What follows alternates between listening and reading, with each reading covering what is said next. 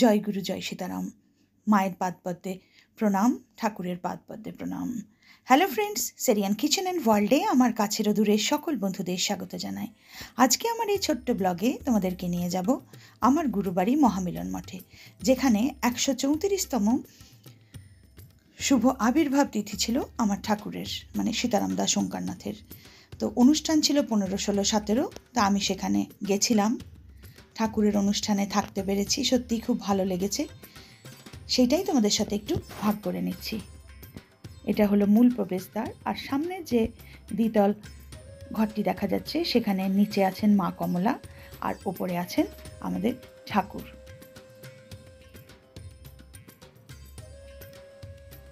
চলো নিয়ে যাই তোমাদেরকে।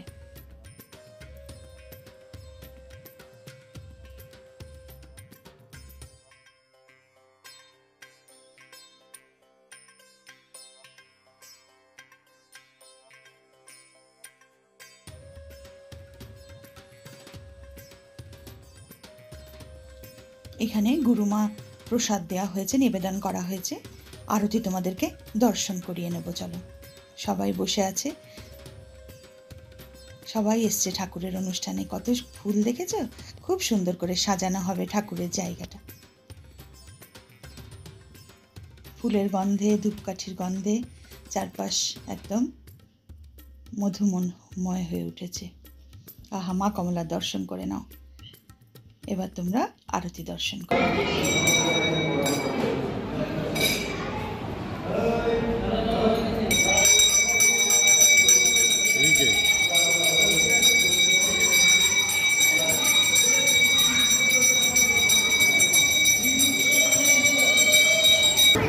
মায়ের আরতি দর্শন করে আমরা উপরে উঠে এলাম, ঠাকুরকে দর্শন করি। ঠাকুরের এখানে পুজো চলছে।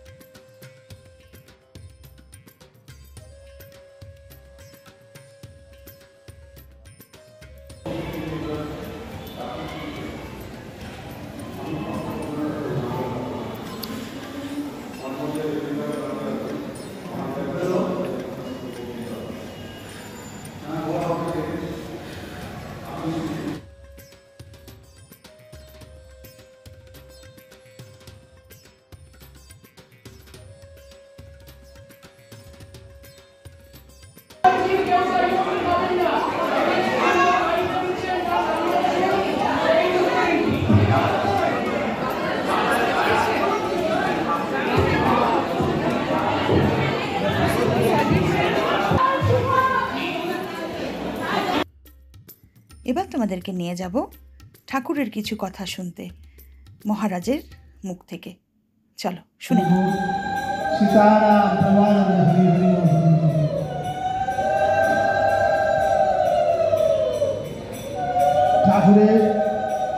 ঠাকুর বলতে মোর কথা কয় যে মোর মতো হয় সে। আনন্দময় বলতেন হরি কথাই কথা আর সব পিঠা ব্যথা। ব্যাপারটা একই। এই যে ঠাকুরের কথা আমরা এত আলোচনা করছি, সুব্রত এত সুন্দর করে বললেন, তার মধ্যে নেবার কথা এইটুকুই যে তার কথা বলতে বলতে তার ভাব আমাদের মধ্যে সঞ্চারিত হবে। তিনি যেভাবে আমাদের লগ্ন করেছেন তার সেবায়, যে ভালোবাসা নিয়ে, যে আধ্যাত্মিকতা নিয়ে আমাদের মধ্যে শক্তি সঞ্চার করেছেন, আমরা ক্ষুদ্র আধার হলেও তার কৃপা ক্ষুদ্র নয়, তার কৃপা অনন্ত অসীম। সুতরাং তিনি যখন ঠিক করেছেন এরা আবার কাজ করবে, তার কাজ হয়ে গেছে ধরে নাও। সেইভাবে আমি এই সুব্রত ভাই আরও যারা আমাদের সঙ্গে ছিলেন সকলেই সমগ্র ভারতব্যাপী, কখনো কখনো বিদেশেও গেছি, সেখানেও ঠাকুরের অমৃত কথা আমরা বলছি, বলবার চেষ্টা করছি।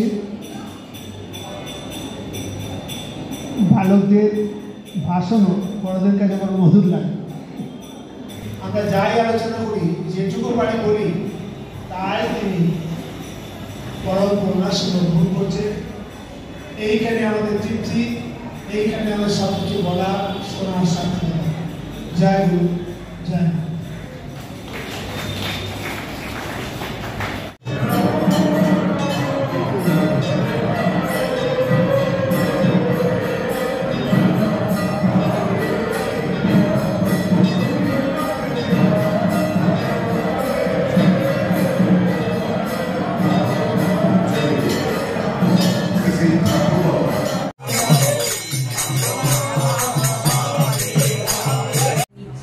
চলো এবারে মহারাজের দর্শন করিয়ে দিই।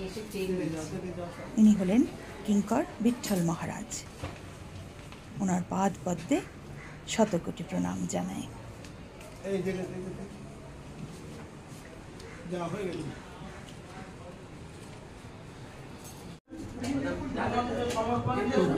সুন্দর মালা রয়েছে, আলাদা। ঠাকুরকে প্রণাম জানিয়ে আজকে শেষ করলাম। সবাই খুব ভালো থেকো। দেখা হচ্ছে পরের ব্লগে। ধন্যবাদ।